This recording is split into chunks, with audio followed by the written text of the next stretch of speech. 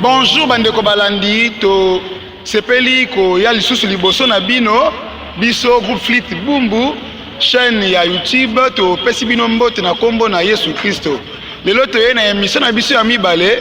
oyo tokolobela bongo est-ce que musique o Jeff Bezobeta eza oyo ba bien misi batikela yeto te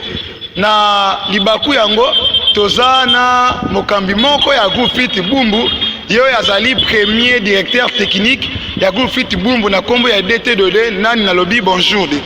Bonjour. Ndenge nini santé? Santé ça bien par la grâce de Dieu. Voilà, vous comprenez que toza na plateau na biso na DT2D o yazali premier directeur technique ya groupe Flit Bumbu na paysage o kitoko penza kat o bisikani toponi pona kosala émission na biso. Bongo tokolobela makambo ebele penza ndenge na lobaki na rappeler tozolobela est-ce que la musique que produit le groupe Flit Bumbu et la musique que les missionnaires BMS ont laissé, ont apprise chez nous lorsqu'ils sont venus pour implanter les temples. Voilà ce que nous allons développer dans quelques minutes avec les déterminants. Avant d'aller à profondeur, nous voulons signaler que tous nos internautes puissent s'abonner massivement sur notre chaîne YouTube JFB Télévision et puis de cliquer sur la cloche de notification pour ne pas rater les vidéos qui seront mises en ligne à page sur la chaîne pour être toujours scotché, branché sur notre chaîne. Voilà d'été. La première question, Balobi, est-ce que le groupe Flit Bumbu est toujours dans le rythme et Baptiste Toté? Est toujours dans le rythme et Baptiste. Nandenge ni de t'expliquer biso. Bon, nandenge que parce que nous les Baptistes, sur le plan classique, nous sommes toujours à la page, dans la mesure nyons. Nous avons la 3 quarts, 6 huitièmes, 2 quarts de tout classique, nous allons respecter. Et nous avons temps fort, nous avons 2 quarts dans le moment d'animation. Et même dans le moment d'animation, nous avons toujours dans le rythme où nous bâtissons la biso. Ok, DT2D, question balobi, est-ce que le lenge oyo groupe Flit Bumbu komi ko beta lelo ezali kolakisa te ke ezo copier bandeko na biso ya kimbangiste na lolenge na bango ya kobetela? Est-ce que bazo copier bandeko kimbangiste te? Bon, GFB azo copier bandeko kimbangiste te parce que Kolanda deux quarts ya kimbangiste na deux quarts ya biso GFB eza différent. Nakoko prouver yango malgré l'instrument te mais na munoko kaka parce que kimbangiste deux quarts na ye soko landie oyoka takata wana kimbangiste mais soko ye na biso CBFC so betaka donc na batamoko ezali modéré quoi donc c'est ça. La différence quand on a côté ça na ndenge ya munoko boye. Voilà DT2D a komi ko beta percussion na munoko donc elingelo bagara makambeza royinda. Donc batu botina ba question DT en personne azawa na pour répondre ba question na bino. Voilà DT2D question misatu balobi utilisation ya pied.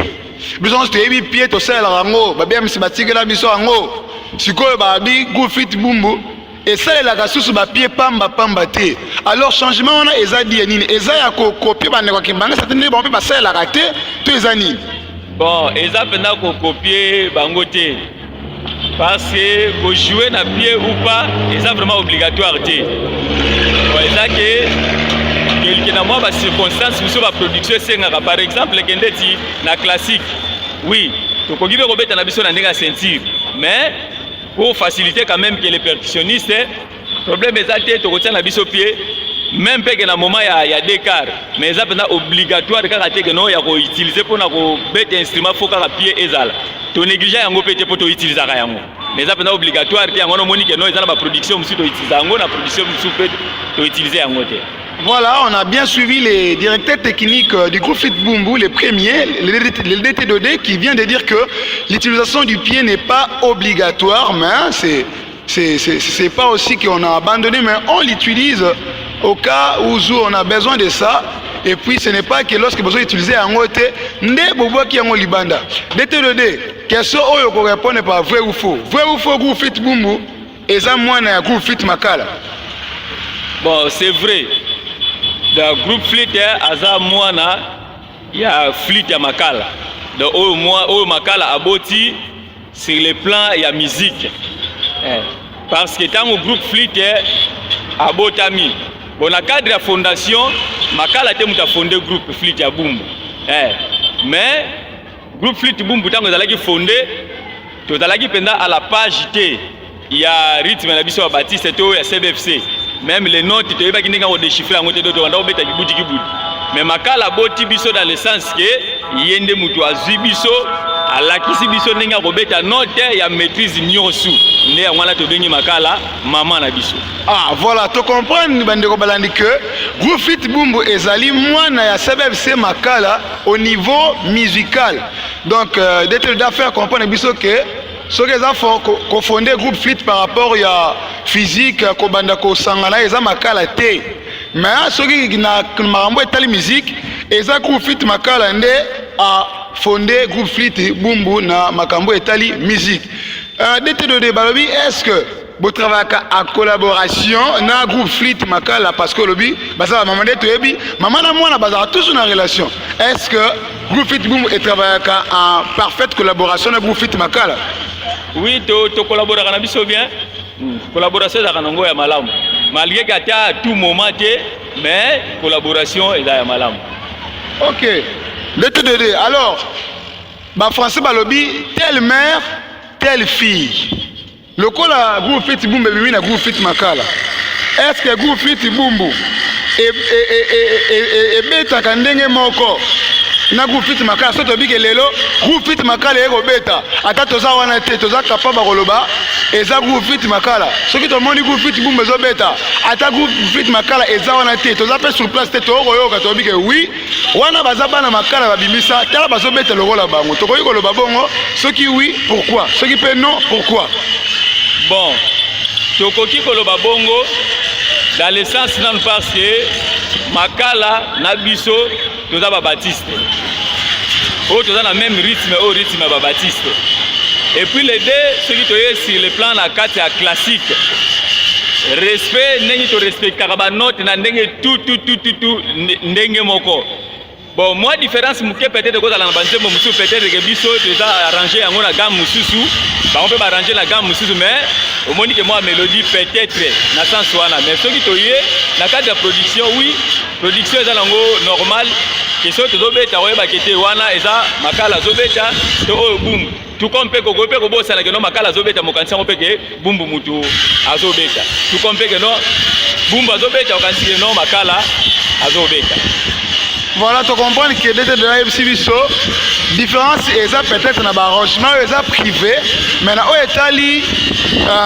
l'Isanga, dans le Lenge, Baptiste, Babetelaka, groupe flûte Bumbu, na groupe flûte makala, et Zanango, Kaka, Ndenge Moko. Directeur technique de Demawete, est-ce que vous pouvez énumérer un ou deux groupes au sein de la CBFC qui, par leur façon de produire, s'allient à votre philosophie musicale plutôt? Est-ce que vous pouvez dire la biso groupe Mokotomi Balé? On a le lenge na bango ya kobeta bazo kokana na bino. Bon, la groupe na biso, ba groupe on est zo beta le lenge moko na wa biso na CBFC na biso na pardon na communauté na biso ya CBFC. Oui, ba groupe ezali o ezo beta bon. Ce qui ndeti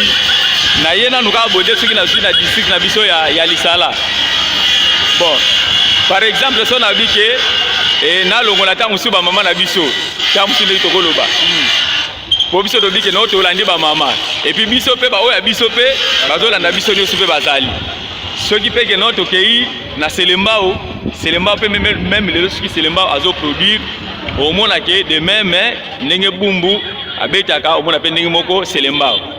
bon na ko pe ko pesa exemple bon soki na lobi Selembao parce que baza pe ba oyo biso to boti kombana bon na ko pesa pe exemple musupe ya Monde des Oliviers makala pe ka mutaboti mais à bénéficier de la formation que nous pouvons départ pe o c'est pas na biso mais ceux qui peut kazo produire pe au moins pe oui de même na go citer net moi des groupes wana juste le mbao même na Monde des Oliviers. Voilà bande balandi tozo koba toujours na émission na biso tozo rappeler toujours bo sanate ko s'abonner sur notre chaîne YouTube Chef B Télévision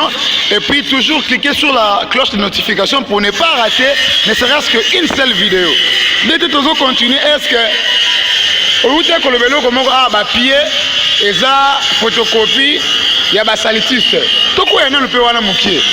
ntango tokoloba basalutiste est-ce que bamorceau salutiste na baarrangement oyo ya biso moko CBFC nini ezalaka prioritaire na baconcert na bino bosalisaka ntango groupe fit boum basalisi concert na ye abeti baparade musicale toyoki basango ekeiki pese toboyi bapolémique ebele mpo biso toza bandeko ya média toyoka bainformation ebele awa o bisa bumbelega ya région tokota kuna te tosui kaka wana tokocontinue ezaka libanga tokocontinue nde te balobi eske oyo ezali bamorceau salutiste ezalaka prioritaire na bamorceau oyo ya communauté na biso na baconcert na bino oui ou non? Bon, auparavant bamorceau salutiste ezalaki vraiment prioritaire surtout na communauté na biso.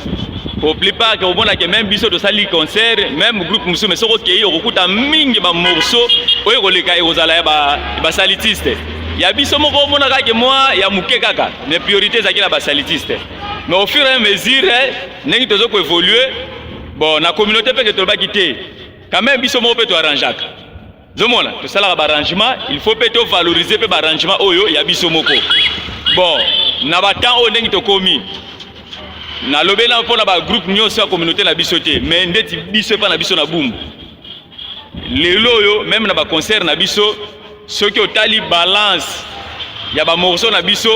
omona ke moi muke salutiste ezali ya biso pe na kati pe ezali et oya omona pe kutu pe ke no ba arrangement oya biso pe e dominer oya ba salutiste pour to pe sa valeur quand même pe ke na communauté na biso na ba arrangement pe aussi ya biso moko. Donc, liboso ezalaki bongo mais pour le moment eza sunde mwana te. Bon, de mutuna mo ya curiosité ni ne salaki ke liboso ba arrangement ya ba salutiste et dominé o ya biso pendant que biso moko toza na kati ya communauté na biso totano ya biso muke mopandi kala ndeko lobi et puis to bana ko privilégier o ezali ya ba salutiste. OK, merci. Bon, so na ko lo babongo sur le plan ya organisation. Bon, quelque part, les salutistes sont organisés. Wana na olo bango franchement. Ah, c'est que biso c'est même ça désorganisé. Bon, na le but que tout désorganisé mais par rapport ce qui na olo bango pour la musique na sens nini. Parce que les salutistes bazo zwayango na sérieux. Et puis tango morceau et bimi. Bango to mona ba partition ba arrangement monsieur salema mais monsieur zo même na poto. Et outi na poto ndeti na koyeba ki à l'époque ezalaki Gédéon azalaki comme chargé bon ndeti biso ndenge ezalaki fait Thomas Mombemba o lelo siko to na directeur James Bangata comme directeur na bisa branche tango Gédéon azalaki responsable ozomona ba morceau zo uta même na poto eye ekokomele pa na ye et puis ba directeur technique nyonso totolo ba chef ya technique nyonso ba armée du Sali il faut ba le kuna bazwaka ba morceau zomona et oya okuta les mêmes morceaux a okuti yango et puis la même gamme ndenge zaliwa na yango na bango nyonso bazo sela mais na biso pe na CBFC oui to yebi musique mais organisation penda ndenge bandeko na biso ba salutiste baza nango biso penda toza nango penda te et sur ce yango na mona kike ba morceau na bango siko comme ça la comme ke e bana ko dominer et pas na biso biso to komi ko tombola comme bango et sans le savoir mais tant on bandi ko comprendre nango ke non eza nango malamu mais tozonga nanu kati na biso moko pe to moni sa pe expérience ya ba arrangement na biso yango wana ke na ko répondre. Voilà to la idée te donner na bokebi nyonso ko loba ete kala nde balobaka buso ba liboso maele na sima lelo groupe fit bumbu et comprendre selon des télé que les sénégalais ko privilégier ko pe sa valeur ko valoriser o ezali ba propre cantique na biso pona ete ezala malamu koleka oyo ya ba salutiste bete de balobi est-ce que ça vrai na ba concert na bino nyonso o groupe fit bumbu bosalisaka piano ezali instrument moko kaka oyo bino bosalelaka na ba concert na bino nyonso. Bon, soki tobi na ba concert nyonso eza bongo te parce que na ba concert musi to beta to utiliser pe piano te donc ezala kaka flûte kaka et côté musi so ya komona kutuke donc oui presque dans ba concert nyo souté dans ba concert mingi to beta piano okuta yango te et moi mukende na moi temps onde oya okuta ke moi nini ekoti yango poto lo ba keza instrument oza prioritaire et yango te pour ce que ça qui prioritaire c'est que même banda kala to ngeto banda ozalaka to bazaka nango tina siko. OK. DT2D, pourquoi lelo Rufit Bumbu soka ko beta toyoka rappel to monaka toujours prestation faisant la spectaculaire. Le rôle à John Cena sera au bout, to Goldberg au bout, baby expire aux angate. Ata punene na suga, faut bête expire. Baby pourquoi prestation à Jeff B suka nango ezalaka spectaculaire pour nani? Bon, au moni neloko nyos mutanga zo sala. Bon, tokolo ba question tokena ba exemple ba catch za lokola ba prise de définition. Mais pas na biso eza pena ba prise de définition te. Mais zakaka tokolo ba nini ba eloko yaka ke na moment ya musala donc pona kokotisa mwa biloko moko ya bien po moni musique musique eza eloko moko eza lokola mutu bon nakopesa exemple même ya mwasi omoni mwasi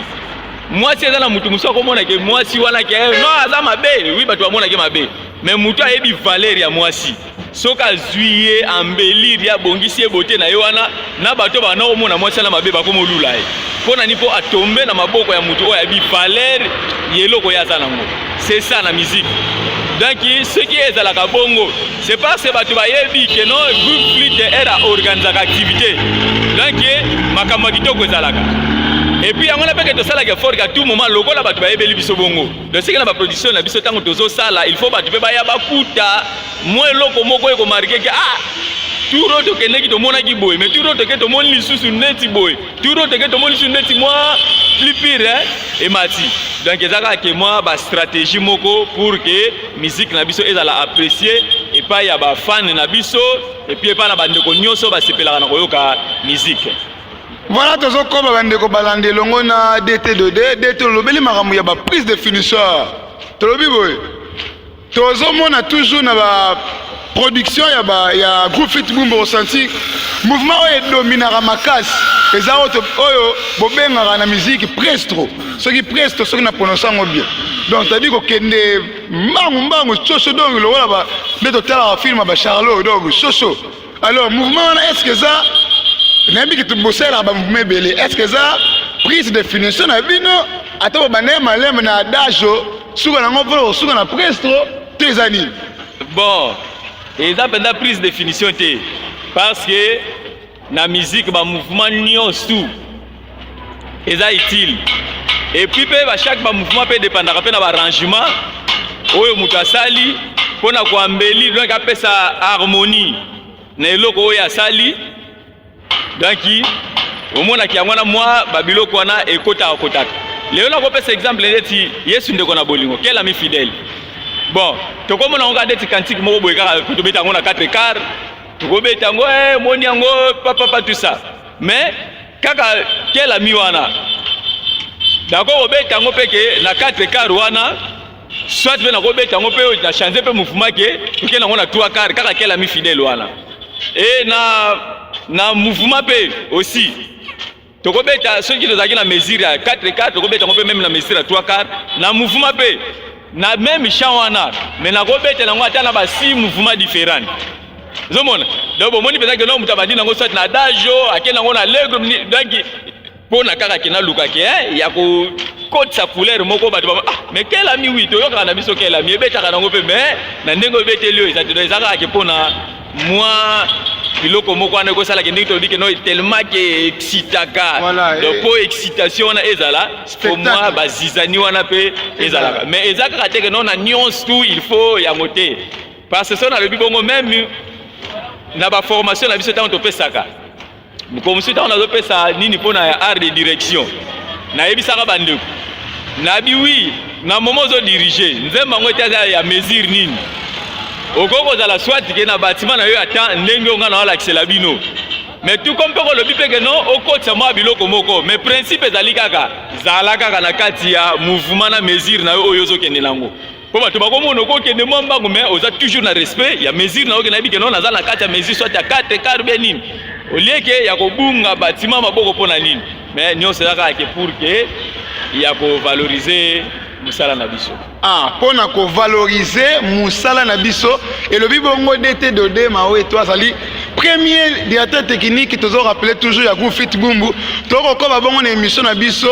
bandeko balandi chers amis internautes n'oubliez pas de s'abonner massivement sur notre chaîne JFB Télévision, de cliquer sur la note de notification pour ne pas rater les vidéos qui seront mises en ligne. DT de toujours continuer to lingi to changer page mon keto lo belawe ezali concert, hein? Concert et sali polémique et belé na branche na bino ya fanflimage concert ya kipese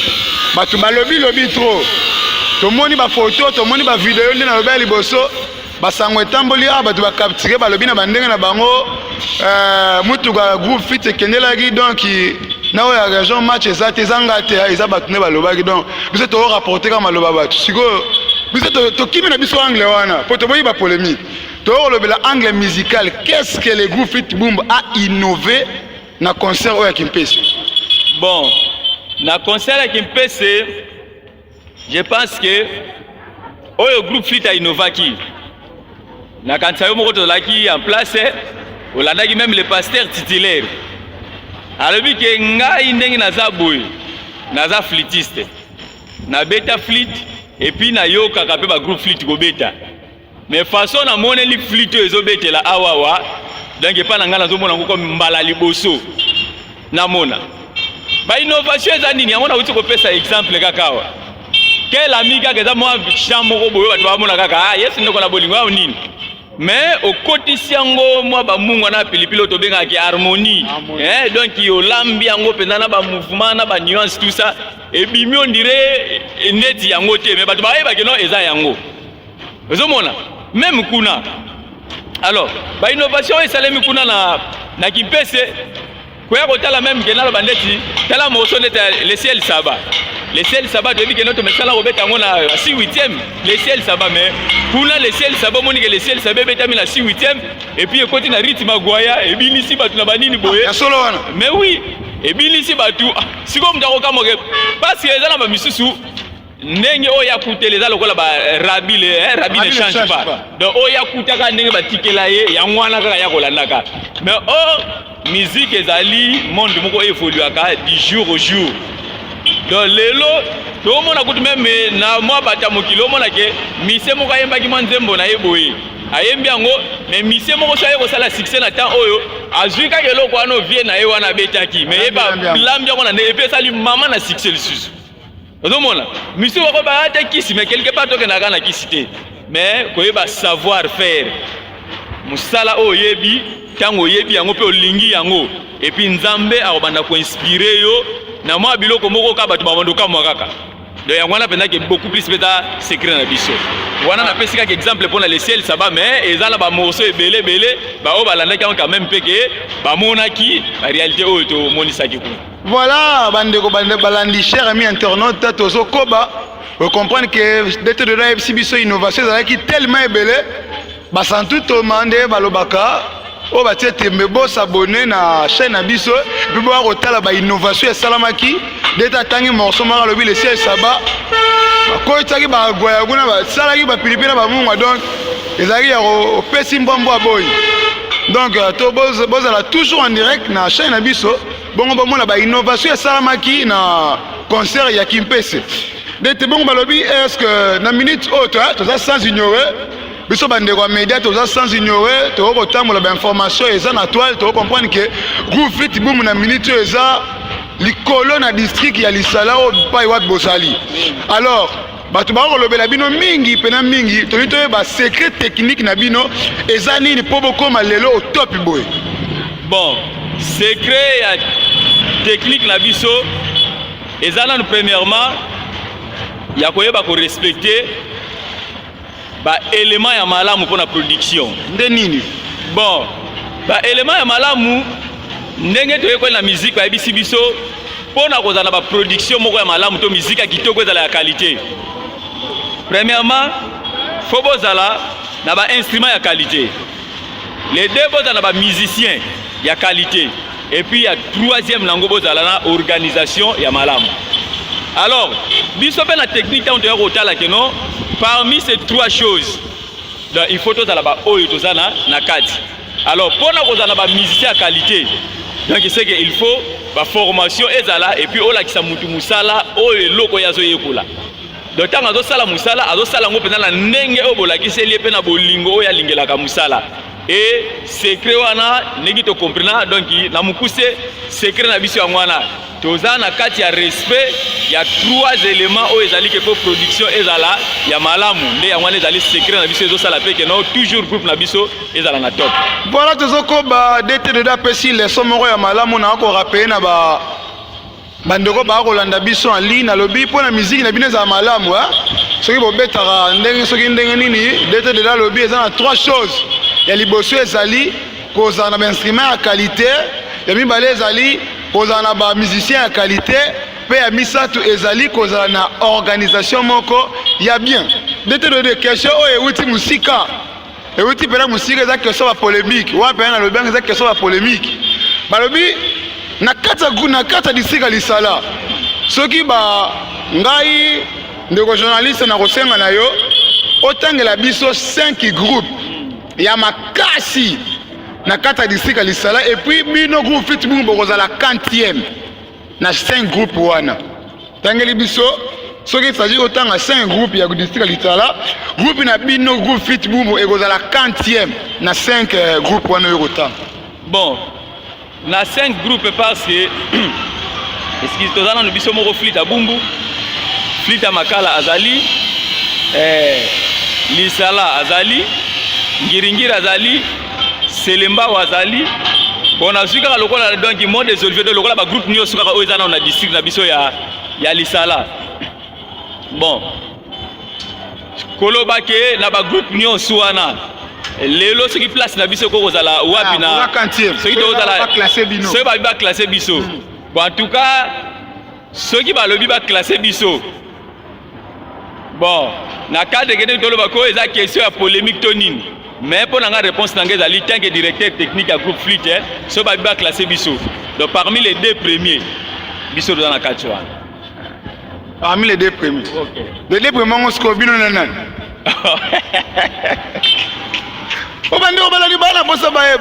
Parmi les 2 premiers,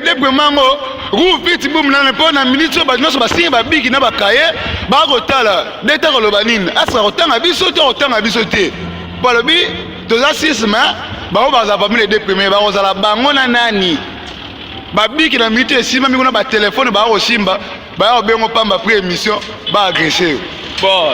merci papa journaliste, c'est pas solo bigi eza question moko ya polémique.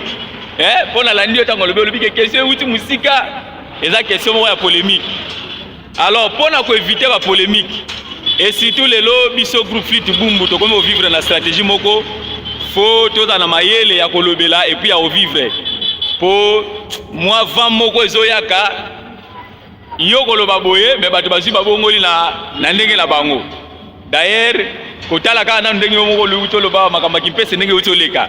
ba réalité le ndenge mususu mais avec interprétation eye na ndenge mususu mais alors pour na ko éviter la polémique na boy kotanga combat groupe mais na lobika ke groupe Fleet est parmi les 2 premiers et pardon Jeff B aza parmi les 2 premiers soit toko dans le premier tout comme que toko kozala ba deuxième parce que na lo ba bongo po na yebi capacité à groupe na ngai pour le moment na yebi pe ya bandeko musu pe na temps o ya mwana na lobika ke no pona ko éviter la polémique na otanga kombote mais parmi les 2 premiers tout dans la katiwa voilà bandeko balandi bosimba ki babiki peut-être boza déçu. Mais DT de la lobby qui a beau une polémique, il y a tout le lobby dans groupe Fit Boom parmi les 2 premiers. Yo moko luka so mi ba ki sa groupe na bino e. So okotsa ba ninga e mais ça peut sincère au la classification na yo ha. Wana za o DT lobby donc on va parmi les 2 premiers. So le groupe o etirali wana o mi ba ki sa. So o za sincère o ba kete. Biso to kokite to tse ba ninga e ko dépendre kaka na yo. Biso to zo continuer mission na biso et le monde DT de to lobela mokie o ezali vi na yo technique ya na kata groupe ozali directeur technique titulaire ndeto lobaki yango na kata groupe Fleet Bumbu. Alors eloko nini o yo réalisé déjà banda ozalaki directeur technique pe osati lelo eloko nini yo réalisé déjà na groupe Fit Boom oyo ba internaute na biso esengeli bayeba. Ok, merci. Alors na motuno tuninga tant que DT na oyo nini nga na réaliser na kati ya groupe banda na comme directeur technique. Mais réponse na nga na liboso na linga ko pesa ke oui. DT Dodé a réalisé mingi na kati ya groupe et puis a réalisé kaka teke tanga comme DT. Na osepela bien que non na banda tango na zalaki na nupeke na nu DTT mais déjà na banda déjà ko réaliser déjà ba œuvre na kati ya groupe na biso ya Boom. Bon,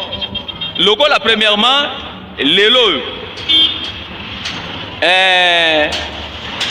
exemple la liboso na ko pesa lelo wana DT Dodé akomi na DTT. Mais lelo toza la fruit o ezali pe gazo cartonné pour le moment na kati ya communauté na biso même ti na branche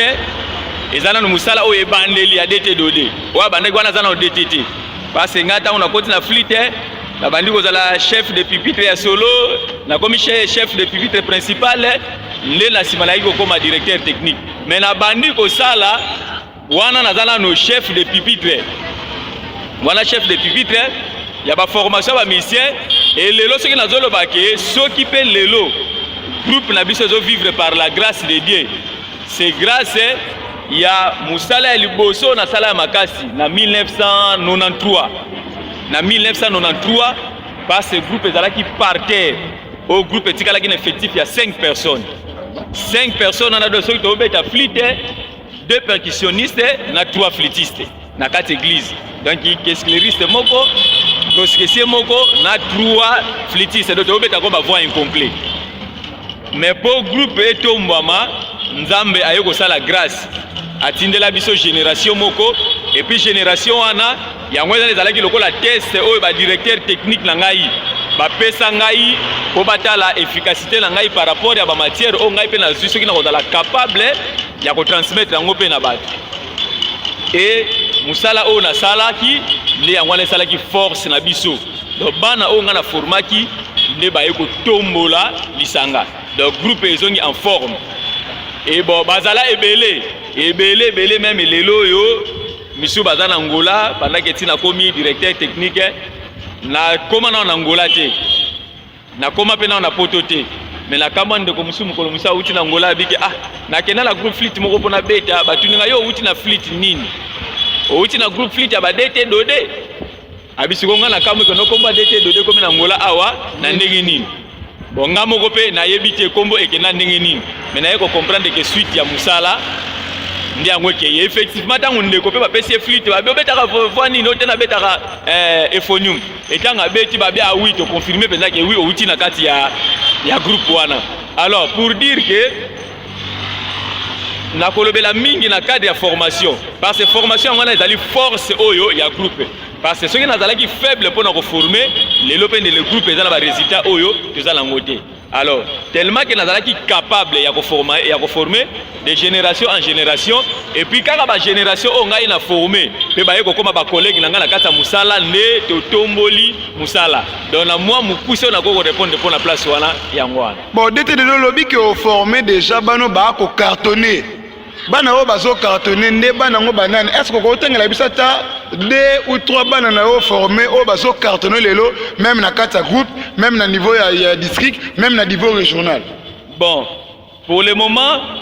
na cadre ya bana na koloba ke awa na tikalaka na mwana moko na loba soki na cadre ya bana bi na tikalaka na mwana moko na bandina na mwana moko comme DT équipe mais bazalaki ebele mais fait qu'il y a voyager ne ye moko wana o atikala pe a cartonner et puis soki na longwena ne pas na ye tant que titulaire alors ezana bana mususu oyo ba ye et puis na oyo pe que siko na sali musala comme ngai moko te mais en collaboration pe na DT équipe tant que collaborateur na ngai da oyo lelo so na bi que to tia na ranger ya bana bakozala pena bana te epa na ngai bakozala comme bakoko na bakokololo batekolo de yango wana omoni ke soki na lobi nanu ke na tangi mwana moko mpo nazozwa nanu ke na titre nanu ya ye parce que ye nde akoli mpenza ntina nini mais babana misu pe bazali mais ti na ta o misu baza bakoko na bakokololo ya banini tout ça. Ah, voilà question eza kitoko makasi DT2D afongoli biso elo soki toyebaka te bandeko balandi toyeba ete DT ki bazali fruit oyo DT2D abimiso azo cartonné lelo même na district ya Lisala même na niveau régional azali bongo DT oyo azo lakisa penza image ya malamu pe oyo azo tambusa azo kumba musique na ndenge oyo azwa formation na ndenge oyo esengeli. DT2D alors nini oyo salaki poko ma DT bon parce que toyebi eloko nyonso ezalaka na source lelo toloba oforme bana parce que bana ngo bakokoma ba DT nayebi te est-ce que eza na mbongo moko bafutaka eza na dire moko bazalaka nango ke soki olandi formation mpe 3 ans okomi DT to ndenge nini yango ezala mposa toyebi. Ok, merci. Bon, eloko liboso po lelo na koma directeur technique ya liboso ezali to lobaka eza ngolu ya Nzambe parce nga o na yaki dans le néant oyo na yebaki eloko moko te mais na yeba o ba yebaki koleka ngai ba prendre ngai na o esengelaki. Alors nde ya ngwana esali ke na sali pe o balakisaki ngai et na ndenge ya kosala o balakisaki ngai nde ya ngwana lelo esali ke na koma directeur technique. Et puis na temps open naki kokoma directeur technique peut-être lelo soki biso tozo évoluer na ba oya biso toza pe wana tozo continuer tout ça mais ya ngai yo na tikalaka eza lokola mwana etike oyo eza nde tike mama boti yo mais mama kufi na ye mama kufi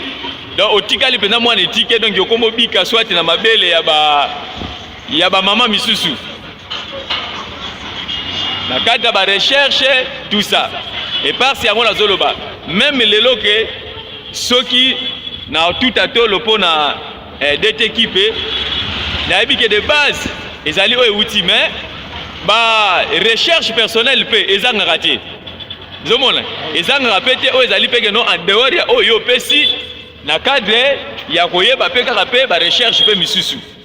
tout comme même ngai pe ndenge ezalaki pe donc na bima ndeke te mais nazalaki o pe na lekaki pe na makolo ya batu na oyo pe na yekoli na makolo ya batu wana nde yango esale peke lelo yo na bengama directeur technique. Donc DT2D ceux qui te comprennent bien dirait normal eza te to dirait moko fixe eza te pona kolobaki après telle année mutu fa comme DT mais eza par rapport à formation ako zwati côté bakanga bako mona kaza capable nde bakoyi ko bimisa ye. OK, parce que na lobi bongo na sens nini lelo musique todo sala parce que todo parler beaucoup plus na auto yekoli na kati ya communauté parce que na ke na inate na tangi na école moko te ya musique mais na tangi na bancadre o ya biso et puis mingi pe to banda ko za formation pa ya professeur IPEC azaki professeur na ina nde major pas d'aller ko solliciter aye a former pe ba cadre na biso ti na ndenge oyo lelo. Alors na oloba bongo pona nini parce que na CBFC et surtout la branche à fanflimage donc eza na dire moko te ke to stati moko oyo katama que non la formation na biso ezobanda na module boye ti tokebo ke non mutu tanga kokoma na classe oyo nda asukisi te po kobanda na ba oyo nga na kuta ba directeur technique na ndenge ngai pe na ye kokoma donc to parcourir beaucoup plus na ba essentiel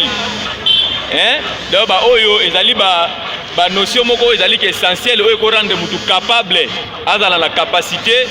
ya ko solfier ya ko transposer ya ko arranger pe ya ko former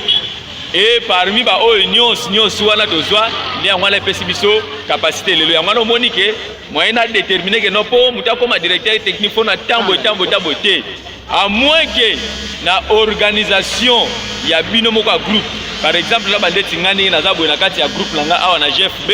ne do travailler en collaboration na DT langa adjoint DT équipe. Alors tozala ba formation na biso auto pesa na bandeko na biso awa tozala ba formation auto pesa ke biso moko nde peut-être na kati ya groupe ke toko ko s'organiser ka te na ba formation déjà auto pesa bandeko na biso boye bandeko déjà baza déjà capable ba défendre na musique na nini boye biso moko to déclarer yango parce que di capacité oyo ya bandeko na biso et puis même lelo to mona bon na lobi ke ba kokololo parce que la plupart bawana nyonso bakenda kenda mais na temps OP toza pe na bandeko na biso mibale OP que non en dehors ya biso lelo même ngana za sur DTT ataki paza DTT partout na ozana somote pe na ozana suscité parce na yebi que non baza mieux placé à défendre na tout na lolenga makolo oyo biso to lakisaki bango toza na ndeko Berdi toza na ndeko Josué et puis kaka bango te toza na staff technique mobimba mais na bombi nano na tangi nano wana po bango nde baza ba CPP na biso mais sima na bango susu mobondo lisusu pe lisu ezali tozo na mobondo pe lisu ezali oyo pe lisu ke ndenga to okende ensemble pe na bango dans lelo top o ba mona lelo lobi ti to koya kozala su top ya makasi lisusu koleka ça c'est bon donc voilà donc soki bokozela chef B et si là comprendre que aussi là parce que d'état lobi marambo eza penza ebele pépinière eza toujours préparé est-ce que vous travaillez en parfaite collaboration na molandi na yo o lobi aza ancien mwana na yo d'être équipe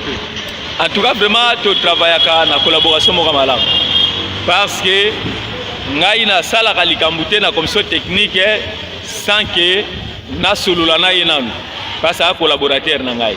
yep a sala ka likambu te que sans que asola nanu na ngai donc ya koya to disitango ensemble soit nga pe na mibombi nde na bimisie la sali tout compé to travailler ensemble en tout cas na mukuse to collaborer malamu. OK eza malamu mingi eza penza malamu mingi ndenge de to lobi te est-ce que eza na tango nini oyo zwa fin to pour zwa retraite ya reni na yo en tant que DT technique en tant que directeur technique pardon. OK merci bon na nyonso wana moyen na préciser pendant temps ezate parce que nous sommes mabongisi nzambe pour koma lelo même pona koma directeur technique na planifier ka yango te que non un jour na koma DT na ebaki yango te mais nzamba sali ngolu na nzela ya bakambio bazala ko kamba biso tout ça nde sali ke ya ko koma et lelo pe ndenge tozo ko évoluer eloko o ngana comprendre pe na simba ka yango elobaki ezana adage moko baloba que non il n'y a pas de succès sans successeur. Et puis, il n'y a pas de successeur sans formation. Tellement que nous avons un souci à groupe langue dans toujours na succès. Donc, il faut continuer à faire successeur. Alors, pour le successeur, et puis il faut continuer toujours à reformer. Naebi mukolo na koza retraite te mais na lobango même la bande ko nanga ndeto tabayaka ata lelo naza sous directeur technique te mais tant que naza moko kala ba technicien naebi ke to bando sala kana bino kaka elongo to bando sala kana bino kaka elongo et les preuves en epeke no lelo peke bo mona rapé que non a des fois to zapena ba production bo epé ngape na pandi pe bazo diriger nga ipé to bandi pe na répéter pe bazo diriger nga ipé pour dire que rien nangai nzambe kaka nde mutu ayebi ça c'est bon bon tu as déjà cité dans l'émission na biso mais avant de citer DT to lui to tuna boye olobi était ba successeur bazali oh l'homme a fanflimage et le ba était moto avant comme DT il faut la formation au fanflimage étier fanflimage ezali structure au bino ba flûtiste pour faire partie bozo faire partie na kati na pour évoluer alors balobi ete moto ala ni formation fanflimage ta ko iko koma DTT yo okanisi nini pona yango wala ni formation pa na bango te bon ngai soki na koloba ke na kamwe pona yo kango pa na yo na ebite na yo kango pa na yo mais lokolo lobi seke elobama mais lo mo na koloba biso to ba Baptiste to tambola na mikanda oyo to kanga to kati pe etikala et na ebite to na ba règlement particulier en dehors ba règlement particulier ba pesi na ba branche soit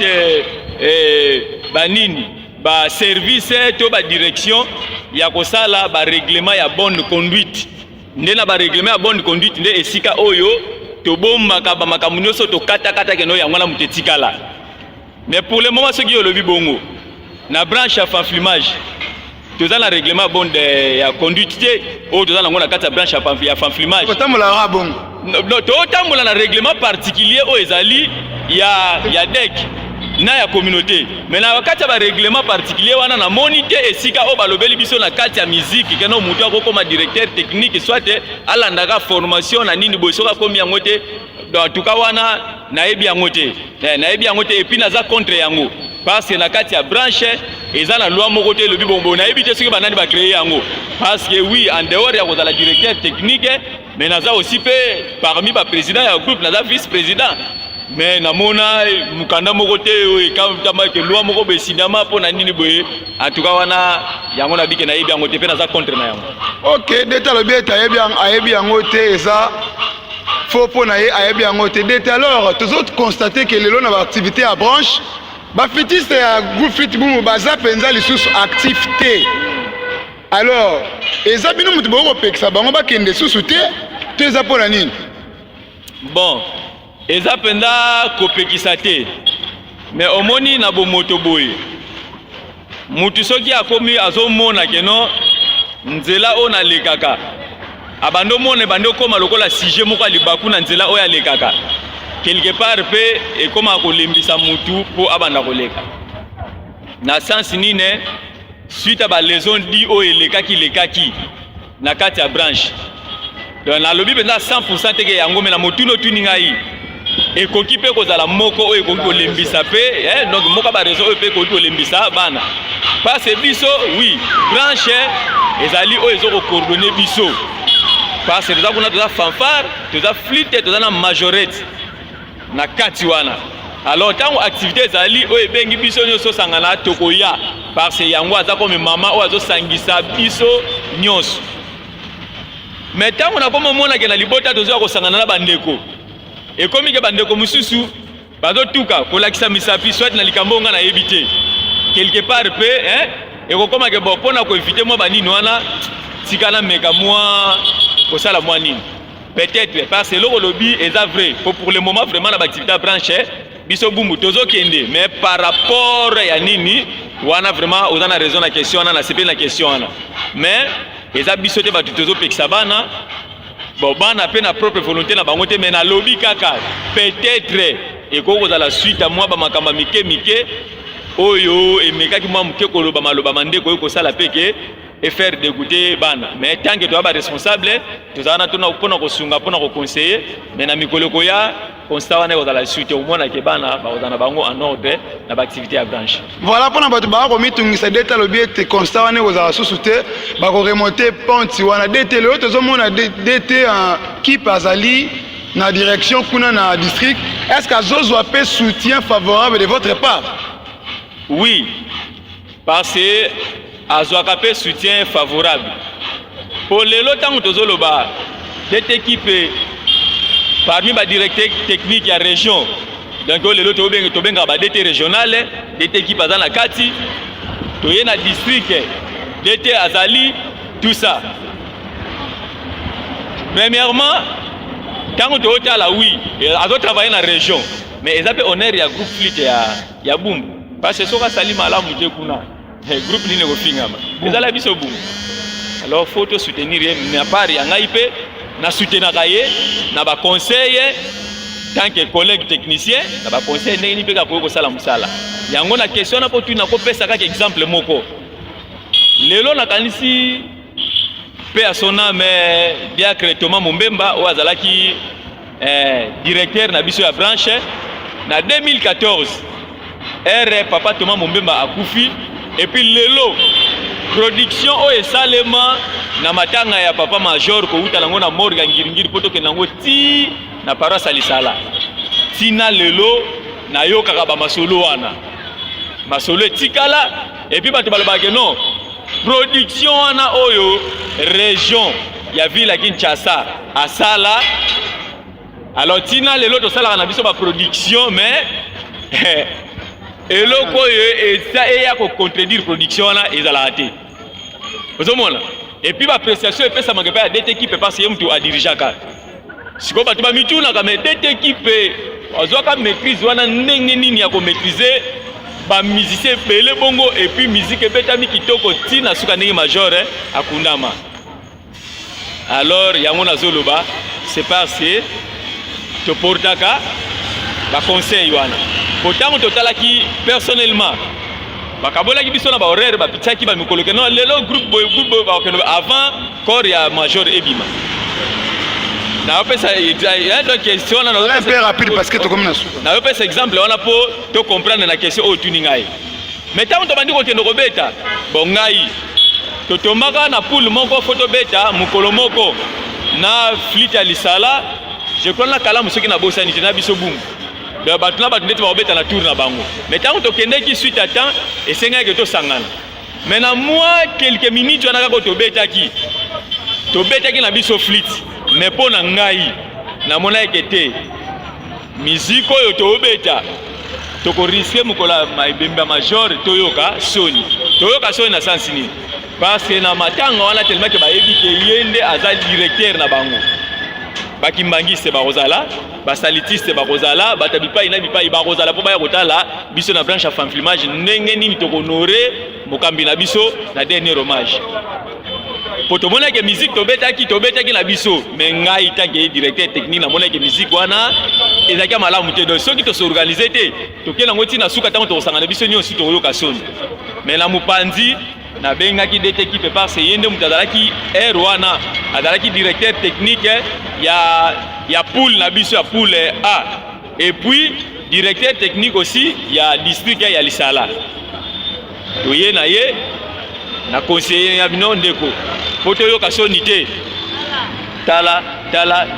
modalité to ko saela na modalité oyo soki toke nango biso ba directeur technique to respecter modalité oyo to komona ke non production oyo ekozala malamu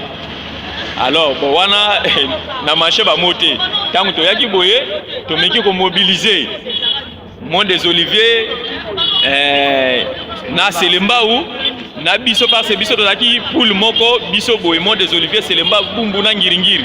ale makala foya boyina na kalamu potokutana to yana morga ngiringiri bande ko misusu baba noko zela biso kuna to meki ko sala mwani ngabito toke na ba stratégie boye badete tozala ini to kozala ebele mais consigne yo mu to kozala liboso consigne nyonso yo kozala ba ko chanter nzembo ni yo photo zala en contact biso nyonso no tango yo pesi keti na suka soki omoni ke noto pesi kono ok nde sali tantami et nandimaka yango stratégie wana yango esalaki etolonga pona production wana yango naka pona koyebisa yo ke non na considérer toujours ko porter ba conseil et pas ya ndeko na ngai pourvu que musala ya nzambe ekende liboso donc eza beaucoup plus côté pona bumbu pona lité mais pona musala ya nzambe ekende liboso. Voilà, chers amis internautes, komi na suka émission na biso mais avant to suki sa to repesa dete maloba ya suka dete un mot pona leadership ya fanfilmage et puis un mot pona bandiko balandi soki pe kozanga te pona bandiko na biso ya groupe Fitboom. Ok, merci. Bon, pour na leadership, ok, nazolo ba directement mingi nazo basé et pas ya directeur na biso ya branche fanfilmage diacre James Bangata oyo yende aza directeur na biso elo kana kosenge pa ya papa azala na motema wana ya kibu papa alanda biyoka yokate ke balobaki boye azala vraiment papa soki ametie na isika kibu papa akokamba biso malamu mais soki akolanda biyoka yoka branche ya lelo ndenge toomona yango eza lokola to bando koma na escalier ya komata te mais ya kokita mais soki akolanda biyoka yoka te to travailler ensemble tant que bana na nzambe et puis na sepela ki mingi pe na sepela kana mingi abike non soki to sala musala soki lisala ko sala activité to makala to nini to bumbu nyosa zalika pona lokumu ya nzambe alors asimba kaka oyo wana nzambe oyo asambelaka a continuer toujours ko conduire na bomoko le to tambola malamu po musala ekende liboso. Alors na ba collègue na ngape tanke ba directeur technique ya ba groupe misusu na wayebisa bango kake non bazala mutema malamu bazala kokanga mapenda na musala te mais bafungama o bango bayebi ba transmettre yango pe epa ya baninga ko ngai liboso nazalaki na koya église tango musuko banda 14h ti 20h bandi na école de formation mais lelo na kokango suti pona ni ba responsabilité na koma nango na kokasu ko sala bongo te. Alors bango pe ya malamu yango to sala nini to landaka bazala mutema malamu ya polele ya kolakisa na bandeko po un jour bango pe ba koma pe na mo ba difficulté mais pépinière de ko sala nini et otombola musala pona groupe na ngai ya flit ya bumbu donc vraiment na bi merci mingi parce que ceux qui bino pe bozala gité lelo pe biso peut-être pe valeur o bo pe sa biso ko pe samate ceux pe bino pe bozala ko to sa biso te peut-être lelo pe valeur o pe ko pe samate pona koma na nzela ba mingi omona ka dete bonjour mais natali longango nazoyeba ne bandela suka te côté na yebeli yango mais ye ayebi ngai donc tant on a oka dete nazonga directement na musala na wasala na kata groupe kabia do se ka yebeli ngai na kata musala oyo et le preuve andeke na mataka pe na mituka musubu e kompi na ko futa mbongo ba avi futa mbongo be pona nini nini mais yo vie biso yo dete eleki donc bino pe na ko encourager bino kaka bolinga musala oyo biso to lakisa bino bo simba yango parce que un jour bino pe bokoma na bisika ya biso bo banda pe ko diriger baninga bo banda pe ko diriger pe na biso par rapport ya oyo bino bozozo na se ya makolo na biso donc on a ko lobaka ya mwana mais secret ya munene malgré na lobaki ke pona production ya malamu ke ba misia qualité o ba instrument qualité to organisation travail mais secret o eleki nyonso ezaka ko simba nzambe donc tozala ba païen flûtiste te mais tozala ba chrétien flûtiste to tia nzambe liboso pona nyonso po tolonga ezaka ka nzambe pona nyonso tolonga ezaka nzambe elobi bongo DT Dodé, premier directeur technique ya groupe Fit Bumbu pe vice-président ya groupe Fit Bumbu. Bandeko Balandi, chers amis internautes, nous sommes arrivés à la fin de cette émission, mais nous ne pouvons pas refermer cette émission sans pour dire merci à l'ingénieur Brine Massamba Oaza, pédagogue ya ba caméraman nyonso, balobi pédagogue ya ba caméraman nyonso lingoye ko la caméra bien, osa image mora bien, émission mora qualité, bengande ko Brine Massamba yenda zaki na sima caméra. Toza bongo na papa social na biso moko papa edi yele Emmanuel Lubumbu CPP na biso Berdi Luzolo secrétaire à ba jeune bazami balé exaucé yewana zawana na Giovanni Mawete bango nde basimbi secrétariat to bosalite ASP na biso oyezali Eli Mata le bayende directeur ya spiritualité na biso ya groupe sans oublier notre président ezali Baudouin Matadi Makese Mobutu 32 ans donc sata tukutombele ya ekaka soki tokomi mwana tokomi vraiment na suka ezalaki ya ngai ezalaki ya bino mosali Caleb Makonda na présentation ya émission oyo tokutani mbala sima au revoir.